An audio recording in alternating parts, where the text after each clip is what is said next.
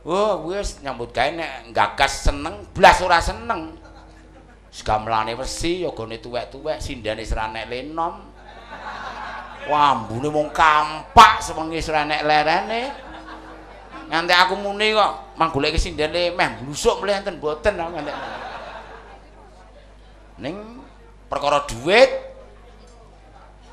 ning irian iki akeh. Nek gagas nyambut gawe seneng ora seneng. Tur aku ngene kok, Nduk. Saiki aku wis wegah wedi aku. Itu dit pirang-pirang atus juta dienggo aku dhewe PP-ne kono nyambut gawe serungi ameng-ameng nyawa. Lah nek wong do nggawa panah, gue saeneke wong do nggawa kuteka.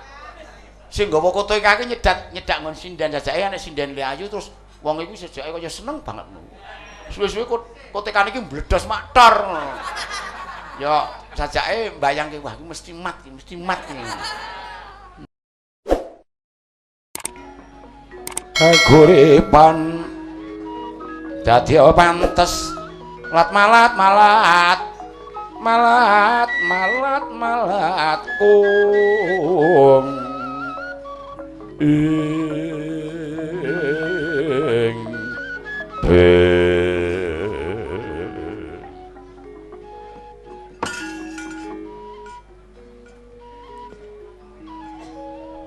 mingkar mingku ki lain daripada yang lain lho. Nggih bengi tanggapane 50 juta ki malah yagane ora sak mene iki kae. Jujur iki.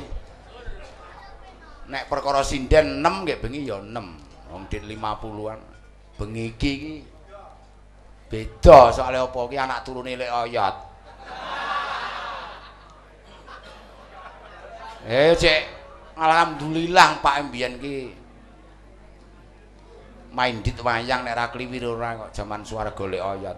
Mula anake apa ngadmin nganti ra wayangan ki modar wae men.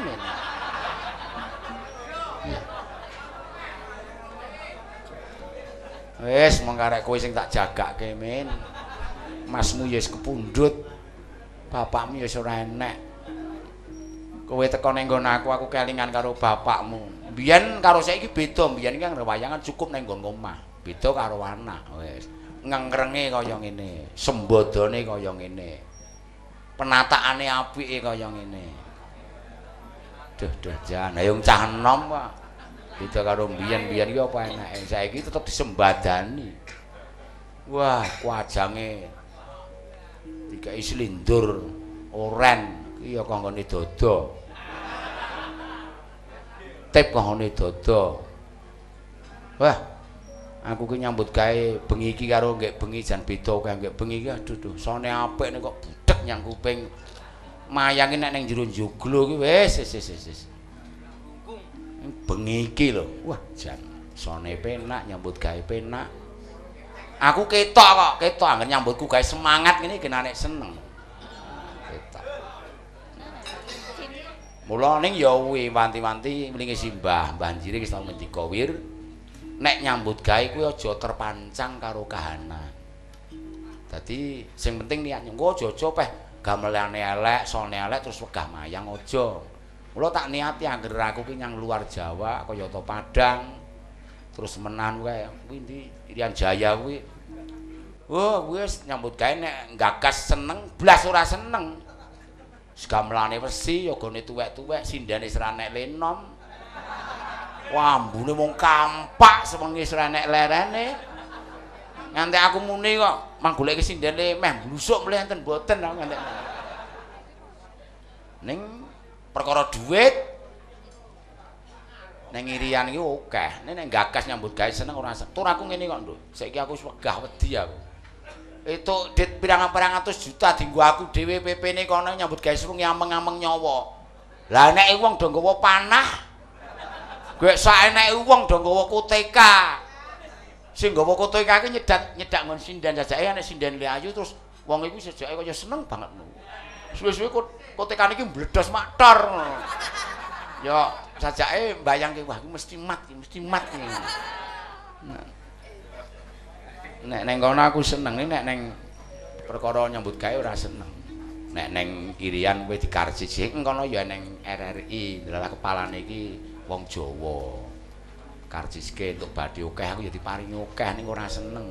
Saya ning Padang. Lah wong son karo langgar ku jek apik langgar lho. Kuwi 8 yuta ki ora modarke wong. Son iki nek sing ngono kuwi mbok arep sulit diapik kaya Yanom Surata ya tetep elek. Elek. Nek bengi iki wah lain daripada yang lain. Ning upama ngerti yo ngatmen iki ndeuni tak gecek rega nggak iki kok. Tanjir iki ya ora omong. Mula kok le omong kok kemrungsungen. Pakde. Bukan Pakde. Iki pokoke iki anu Pakde. Aja ngantek kleru sing ngomong Pakde. Iki pokoke anu Pakde. Iki aku arep wayang karo kowe. Pokoke aja ngantek ngerti sapa-sapa sadurunge aku entuk Pakde. Kowe anu Pakde. Wis pokoke gampang Pakde. Engko tak cicil Pakde, engko tak cicil. Apa nang dalan kok dicicil nang ngatmen wae nek. Engko tak cicil Pakde, engko tak cicil Pakde. Ki anu Pakde. Sing karo tengah yuta sesuk Pakde. Mbok sisanke to men. Karo tengah yuta kok sesuk. Oleh, njiko oleh, jane wis siap. Lah kok bake kok ndeuni to men kowe men. Upama adikku lanang mau pas atur pambagya ora ngendika aku malah ora mudeng kok. Mas Ngatmen sak dasara piye mau ajeng wayangan Mas anu le disengker Mas Kliwir. Duh ngerti ya tak. Bahasaku leku piye Pakde? Wis pokoke wis tak murah-murahke wis. Aja lak ora larang ku tak kei sinden 6 tur ayu-ayu wis to beres. Tenan Pakde. Ya apa enek nggih ngi omah kebak wong ki malah rono le bola-bali panas. Kowe iki ngopo? Piye? Pakde engko tanggal 8 malam minggu ning Banyu Biru to? Heeh. Wah, gamelane teko ngono aku jam piro? Ya antarane jam 12 awan men aku. Aduh, piye? Men, iki meneng kok. Ning pancen anu kok ora ngatmen ora aku kok. Digawe iki aku digawe nganten lanange mecahke polo jemene nganten wedok. Tur ngatmen jek bejo no, ndek mantu entuke wong digawe wayangan Kliwir ndek bojo. Lah aku mbiyen wis wong arep digawe kudu mbutuke wong wedok mongko aku ora ndek bojo. Wis remuk ora aku dhewe. Penak kowe men jek ndek bojo. Ora men jare arep ngrabekke iki sapa men? Men. Pakde, ngopo? Yen nek Cahayu kowe gelem ora Pakde? Sapa? Pokok men.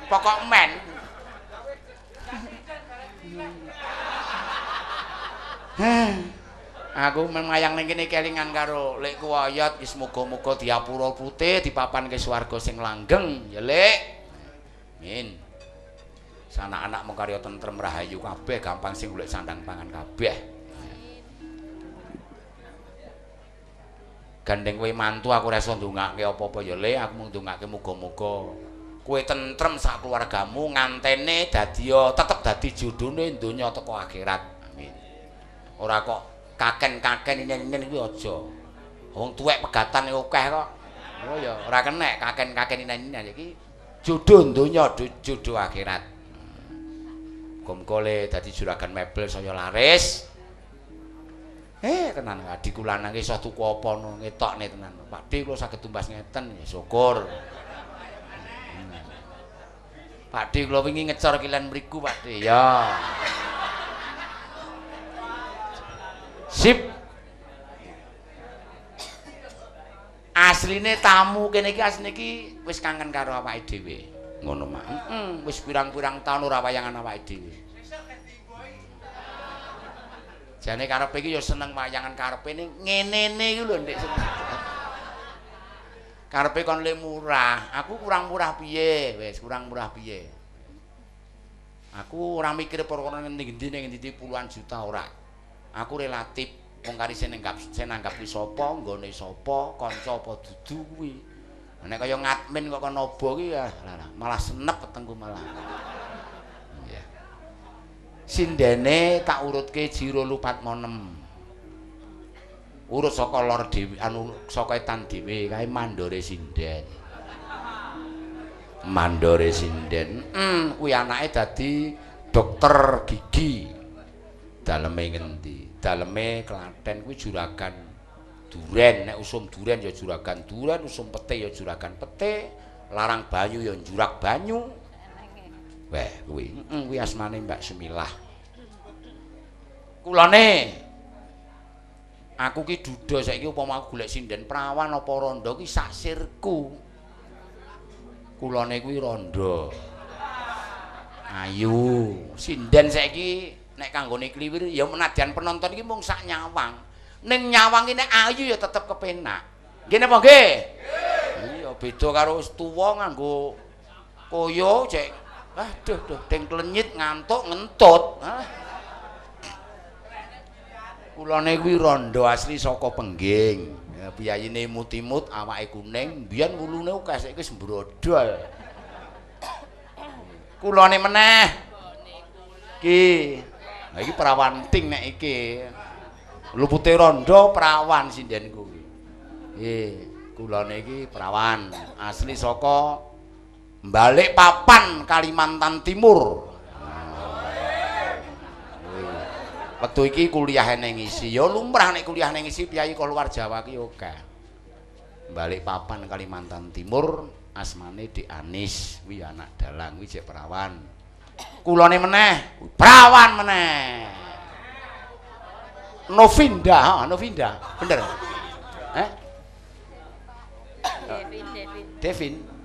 Devinda. Devinda. Iya cek perawan ting meneh. Kok ngendi, Dik? Sragen. Nah, Sragen. Aduh. Nah, kerep pasang status. Kaya Sally. Sally iki ya kaya sapa Novinda?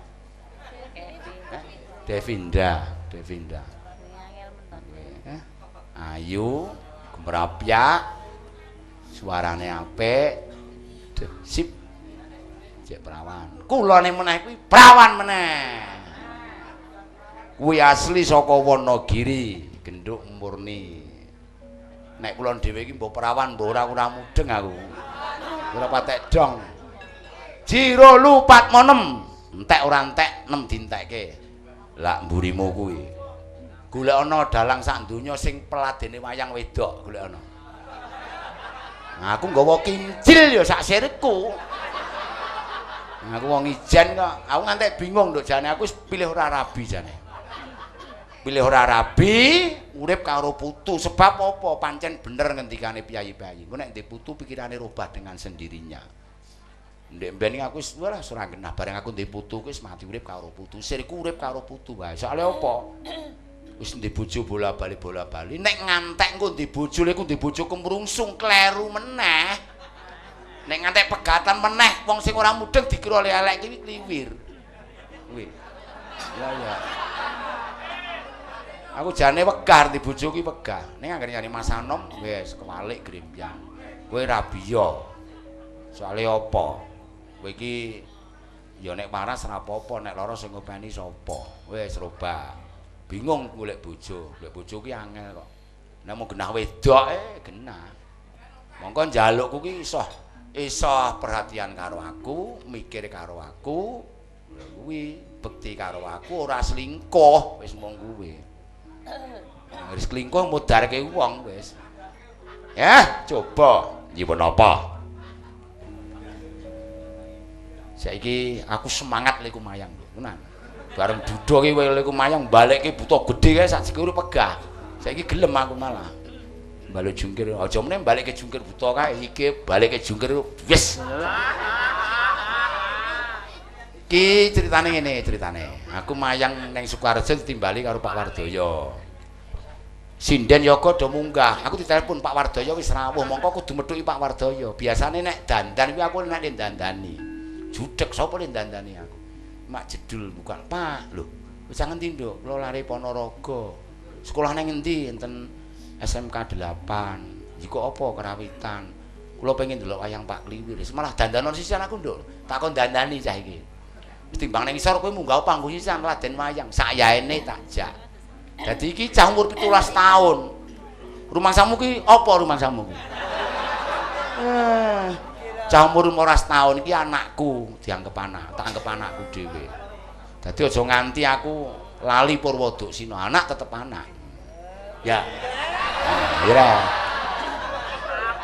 Perkara temu kempercek ya sembuh. Anak kok. Kok yo ndasmu ngono apa iya? Yo, eneng layang teko. Wah, layang. Aku ki nek mayang ngene iki kok cengengesan, penting-penting kudu pilah. Sebab apa asma kinarya japa nek lakon wayang kuwi donga. Lakon wayang iki nggambarke wong urip. Kuwi nek ora percaya teko Den kuwi lho, Den. Nganggo wajib 50.000 rupiah. Nyo, tuku cawet sesuk. Cawet. Nenek lor kae tukokno loro kae sesak nek mung siji. Lungsurane kutang nek nggo jaket kok.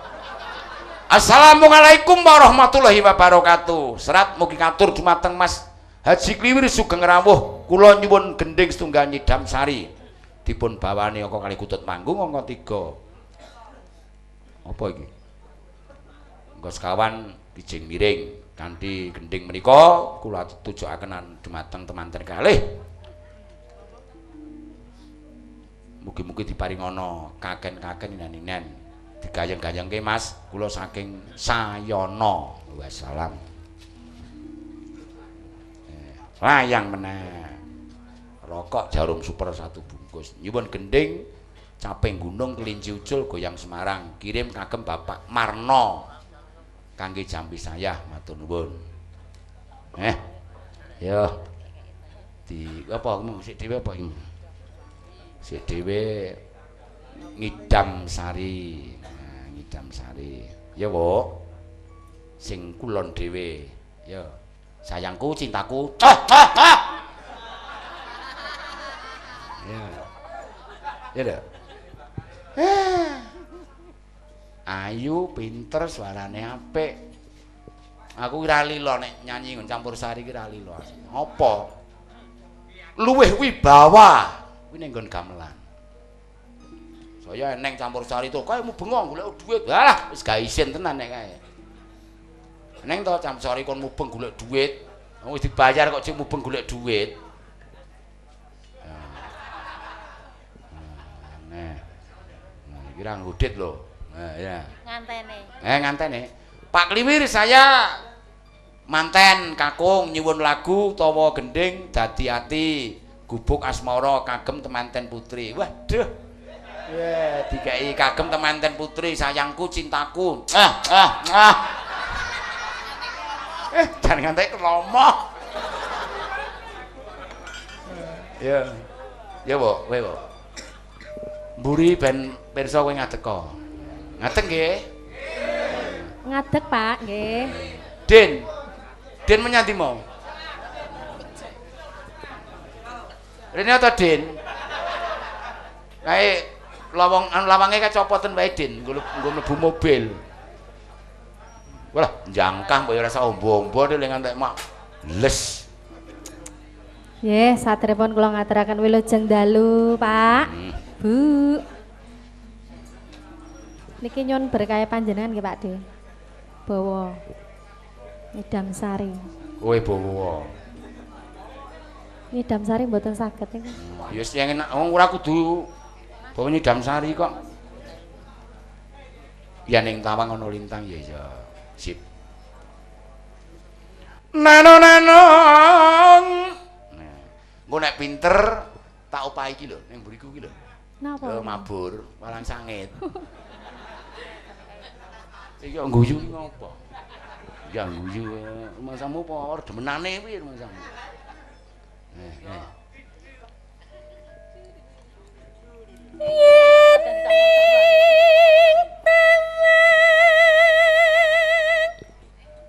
Gontol nggih endi, Mak? Gontol iki lor kono, gontol. Wah, tol kuwi ngelancarke wong mlaku, ngelancarke wong demenan. Lah piye anake penitiku ki umur 14 tahun meteng rek ya gara aduh.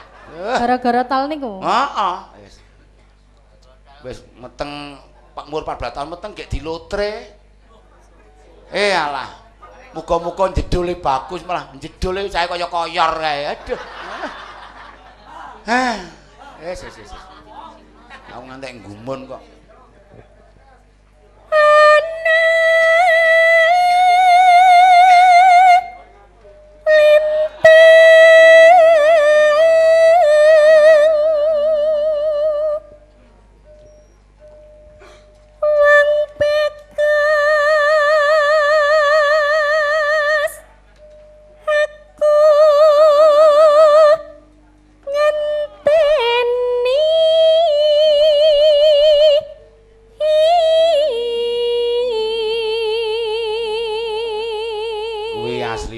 Acap jenenge ayu, suarane sip.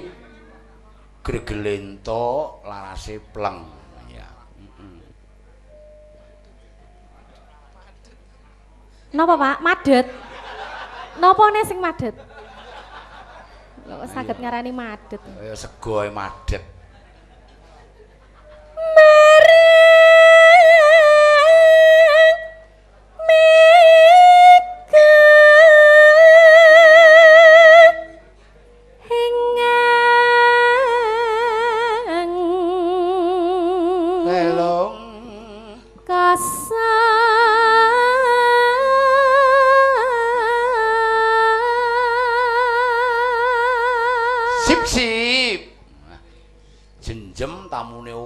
Wah, bejamu men. Tamune akeh tenan akeh. Mongko mau wis tamune akeh saiki saya akeh meneh. Sip. Sun takon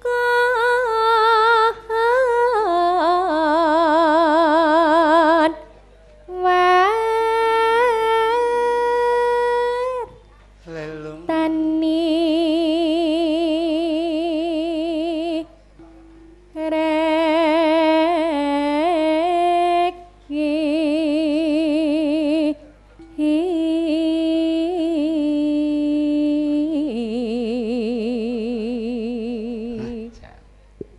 rekaman wae ya, Nduk. Lah ya piyayi kene kok beda karo mbiyen.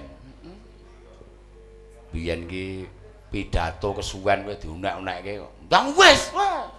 Ndang arit kono biyen. Aduh piyayi saiki jan sip-sip jenjem-jenjem tur sanggeran biyen karo sanggeran saiki beda. Golek ana omah elek apa enek. Ora enek sugih kabeh. Ndene kok pelite kok ora gelem mayangan blas. Kaya dilarangke ngono wong murah kok le. Wis. Mula ya aku matur nuwun karo ngadmin. Pomo ora kowe ora mungkin aku teko kene neh le. Wis. Kowe Pak De, kula jeng anu Pak De, ajeng nurukke bapak Pak De. Pak De. Iya ya. Kula surat nyambut gawe Pak De. Wah, tuh, bubut mangkat.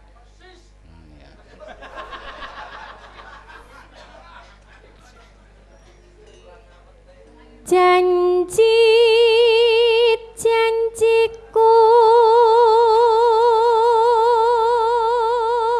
le tak guyu ki ler njodokke aku tak guyu tenan. Lah pripun to? Lah kok muntal-muntel ning nggon patung ngarepku kae kok. Nggih. Iki ngopo men? Men, ngopo? Lah wong ndanu kek iki wah jane ajeng kula kek golek bojo niku lah kek ben kae. Lah nggih niku lah kok meneng ae. Lho mati nembung kok lha niku. Wah, jae ngeten Pak De. Iya. Mbok PN dhewe to men enggak bisa. Ya, terus ya.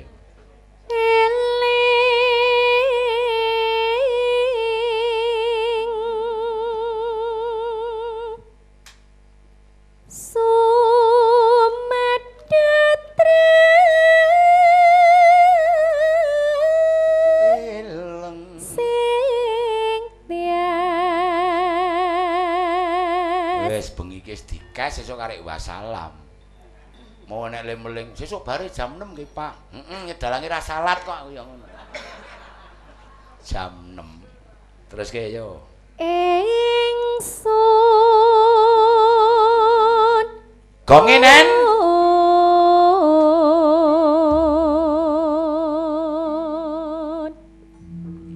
Senen gople. Mau kentepan gong. Gemben yang sawit ketepan gori bareng ki mogong. Sake lah ya. Ya, terus Kang Mas ingsun mar sapa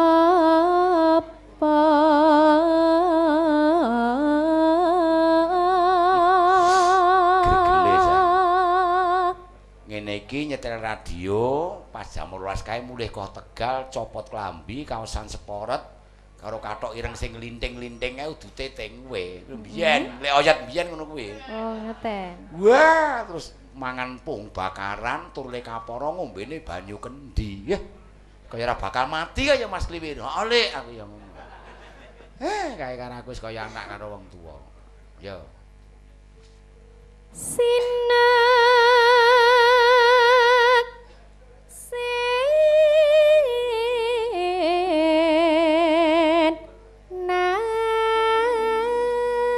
mau ling rebab grenengan. Wah, Pake, ngopo?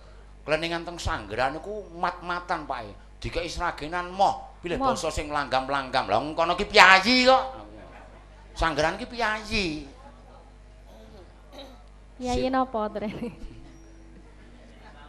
Bumi langit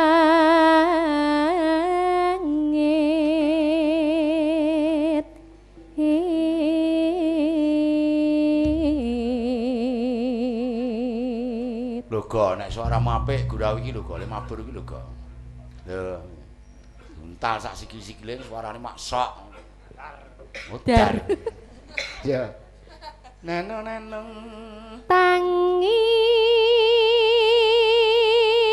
neno sing ini nduk sing kok anyar sing kepenak neno nenong nenong ya ngenteni padang sip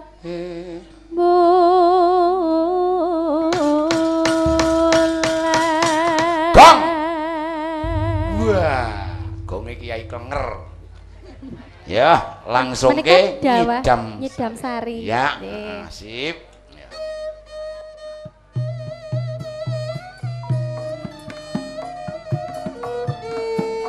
Ayo yu Bayu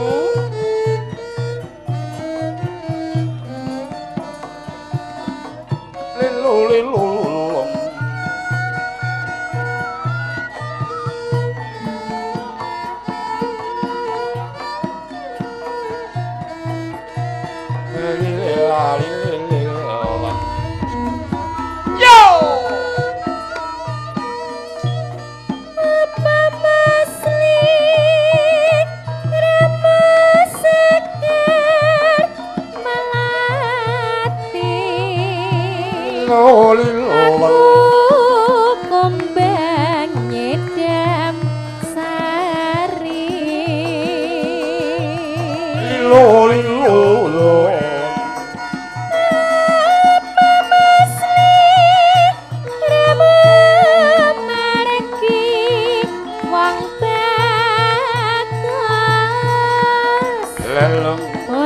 Mas bakal ngliwati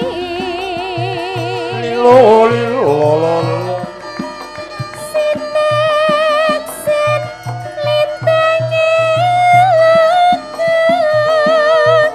samana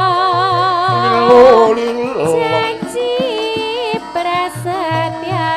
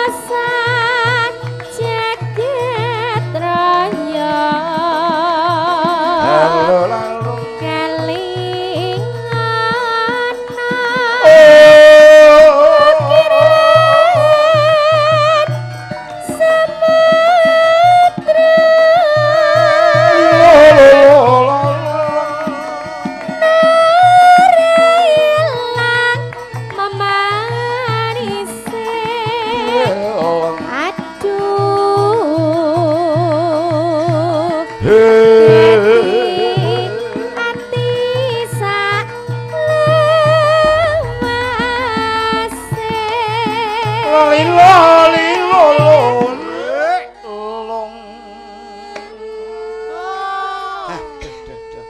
seger tenan bengi iki suasanane. Ya. Heeh. Nano. Ya, Pak. Nalikani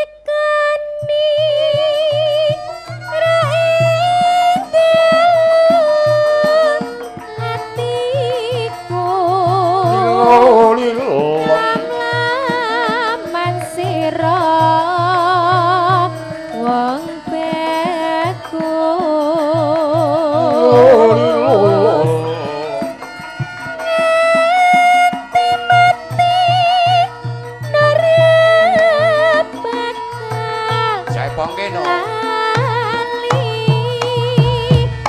Awas, pan yo, Pak. Hei! Lintange mlaku.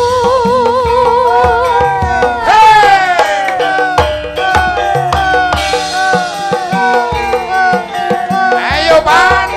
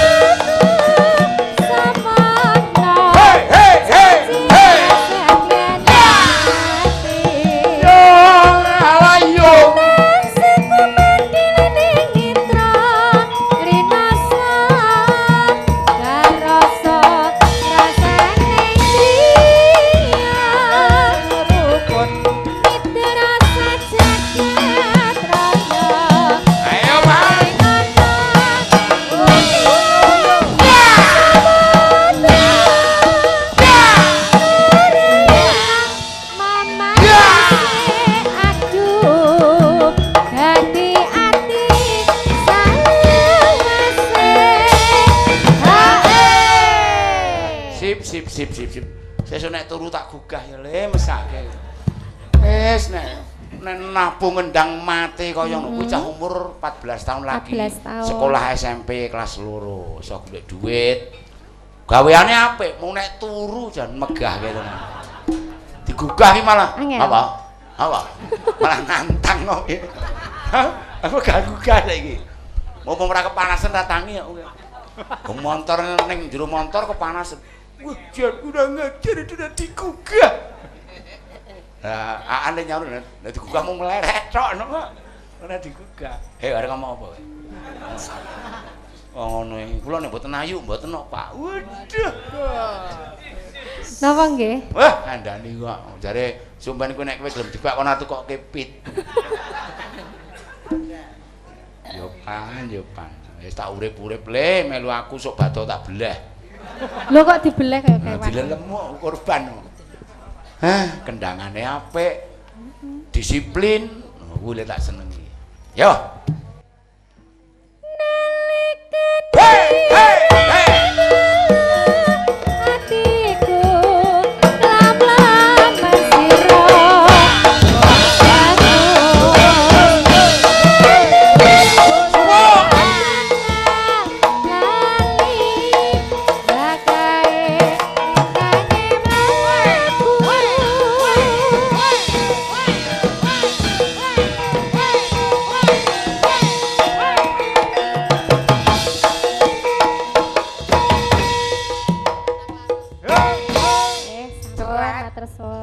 Sip. Le bawa Dek Ayu, langgame Dek Ayu, le ngendang yopan. Sip. Penabuhe kliwir grup. Wis inom kabeh engko karek tuwek sitok wis dongake yasinke gendang. Nek dipundhut ya gendang dipundhut. Hae. Ini tak incim wong loro kok. Siji le ngekong, loro le gerong. Angger aku wis gelem ngatas ana ngersane Allah. Wes ora sak mrica ginugut. Lanti. Wong rekae wis dadi anu kok. Dadi semboyane iki grup. ngantuk yasinke. Anggere nek wong ngantuk, ngono ngantuk yo. Karepe la ilaha illallah malah ra cetha. Yo, eneng layang meneh. Mau ngaturke ya kuwi Nyidam Sari.